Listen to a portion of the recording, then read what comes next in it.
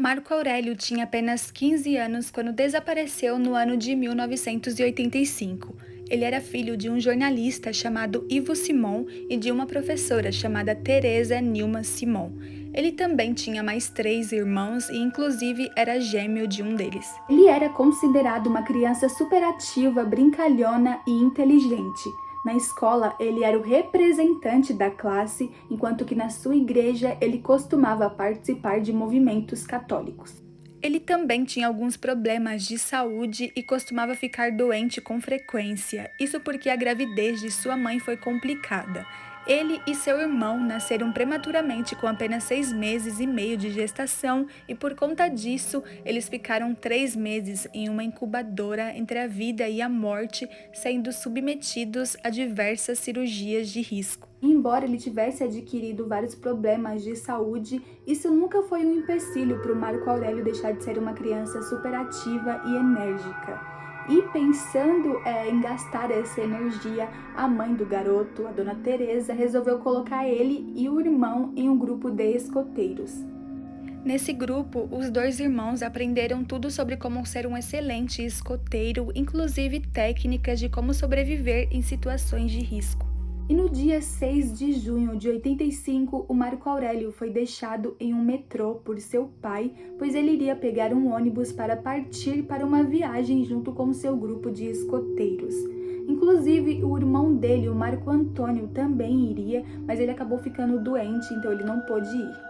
E aquela era uma missão muito importante para o Marco Aurélio, pois após o final da expedição, ele iria ganhar uma medalha de escoteiro sênior. O grupo era formado pelo líder responsável Juan Bernabéu Céspedes, na época com 30 anos, e mais 3 garotos que tinham entre 14 e 16 anos, sendo esses Ricardo Salvioni, Ramatiz Won e Osvaldo Lobeiro. O objetivo da viagem era que todos eles subissem o Pico dos Marins, que é um dos pontos montanhosos mais altos da cidade de São Paulo.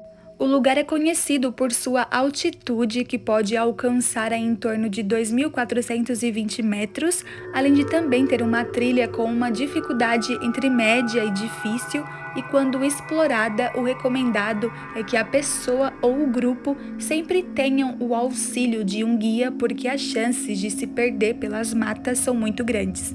E a primeira parada do grupo foi na cidade de Piquete ou Piqueti. Eu não sei muito bem como se pronuncia, mas é no município de São Paulo. Eles ficaram na residência, no quintal de um guia local chamado Afonso Xavier. Então eles montaram o acampamento ali na residência desse guia que tinha mais de 30 anos de experiência.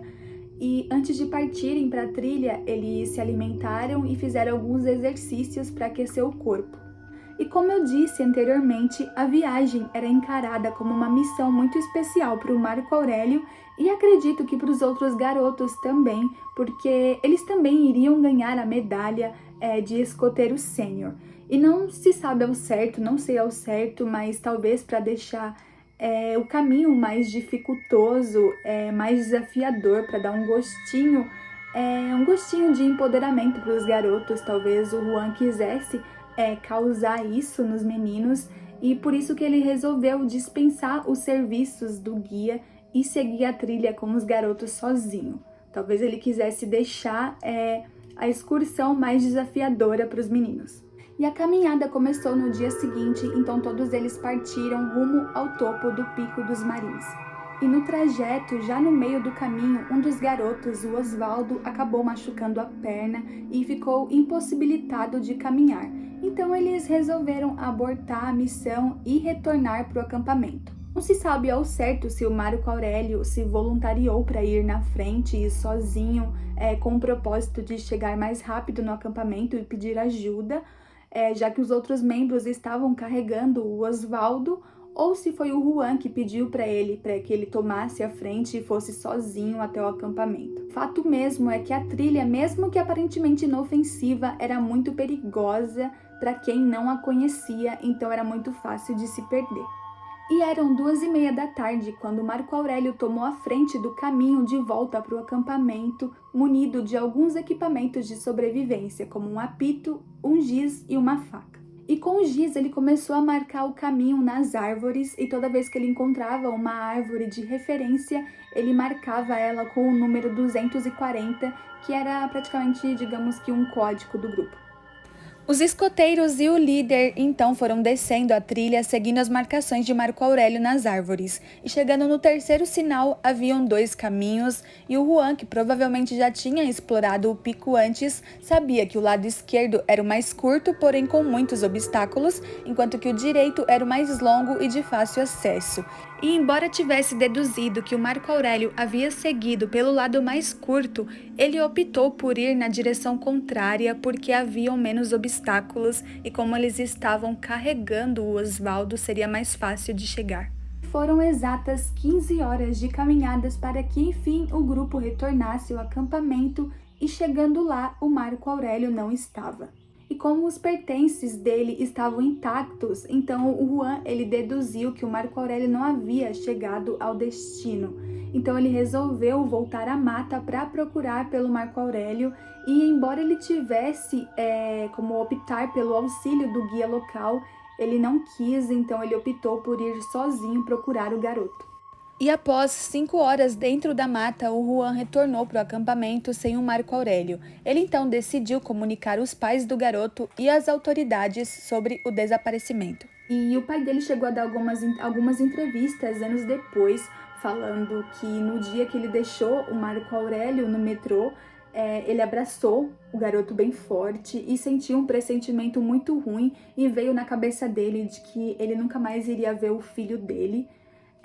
E ele começou a pensar quando o Marco Aurélio era um bebezinho, ele e o Marco Antônio, o irmão gêmeo, e os dois passaram por várias dificuldades, ficaram entre a vida e a morte, e veio na cabeça dele o seguinte pensamento: a gente lutou tanto para salvar esses meninos, para deixar eles vivos, para depois soltar eles no mundo assim. Ele ficou bem preocupado, ele disse que no dia que deixou o Marco Aurélio no metrô, ele ficou bem preocupado, ele sentiu uma sensação muito ruim e, infelizmente, ele estava meio que certo, né? Ele nunca mais iria ver o filho dele. E não demorou para o caso ganhar uma repercussão gigantesca. Uma grande força-tarefa foi montada em busca do garoto entre guias, policiais locais, militares, alpinistas, cães, voluntários e até videntes. Um helicóptero sobrevoou a região, mas o garoto havia sumido do mapa. Foram exatos 28 dias de busca sem nenhuma pista sequer, até que o caso foi arquivado. E agora vamos para as teorias do caso. A primeira hipótese era de que Marco Aurélio, ao se afastar do grupo, se perdeu e caiu em um dos vários buracos que haviam pela mata. Essa hipótese pode ser muito real, afinal, embora mais de 300 pessoas tenham se mobilizado nas buscas, nenhuma conseguiu explorar as fendas que haviam pelo local. Então, o corpo poderia muito bem ter caído em uma dessas fendas e apodrecido por lá. E como o buraco era bem fundo, o cheiro de decomposição não alcançaria a superfície. A segunda hipótese, e uma das que mais foram cogitadas, era de que Marco Aurélio foi sequestrado e assassinado por seu líder Juan. As motivações podem ser diversas, desde investidas não correspondidas ou até mesmo tráfico de órgãos. Tudo começa com o suposto depoimento de um dos escoteiros. É dito que ainda no acampamento, o Marco Aurélio foi até uma árvore para urinar e o Juan foi logo atrás dele. O garoto então retornou ao lugar totalmente constrangido, como se tivesse sido assediado ou intimidado. Mais tarde, quando eles foram fazer a trilha e o Osvaldo se machucou, o Juan pediu para que ele e os outros 2 garotos esperassem no lugar e seguiu sozinho com o Marco Aurélio para procurar ajuda. Quando chega na divisória de caminhos, ele pede para o garoto seguir sozinho pelo lado direito, sendo este o mais longo, o levando direto de encontro ao seu cúmplice que já estava na espreita. Quando Marco Aurélio dá de cara com o comparsa de Juan, então daí tudo pode ter acontecido, como abuso sexual, sequestro e até venda de órgãos. Lembrando que o Juan chegou a ser um suspeito, mas nunca foi punido ou condenado, pois não haviam provas que o incriminassem. Ele inclusive chegou a ser torturado, mas nunca confessou o crime e muitos acreditam em sua inocência. A quarta teoria é um pouco distante da realidade, mas não pode ser descartada. Ela diz que o Marco havia sido abduzido por extraterrestres. Essa teoria é defendida por muitas pessoas, pois o Pico dos Marins é conhecido como um local com grande força magnética, além de também haver testemunhas que já relataram ter visto luzes estranhas pelo lugar. Sem falar que um dia após o desaparecimento, os garotos escoteiros disseram ter ouvido um barulho de apito dentro da mata. Eles acharam que era o Marco Aurélio, pois ele tinha um apito quando sumiu, então eles decidiram seguir o som. Quando chegaram próximo ao barulho, eles disseram que havia umas luzes muito fortes, como se fossem flashes, que desapareceram misteriosamente. Entre teorias e suposições, o fato mesmo é que 37 anos depois do desaparecimento de Marco Aurélio, nenhuma pista, rastro de sangue ou pertences do garoto foram encontrados. Há também diversas outras suposições, como fuga e perda de memória. Se estiver vivo, Marco Aurélio hoje tem 52 anos e está semelhante ao seu irmão gêmeo Marco Antônio. Os pais dele nunca pararam de procurá-lo. Sua mãe, Teresa, faleceu em 2015, enquanto que o seu pai, Ivo, hoje com 82 anos, segue na luta por respostas.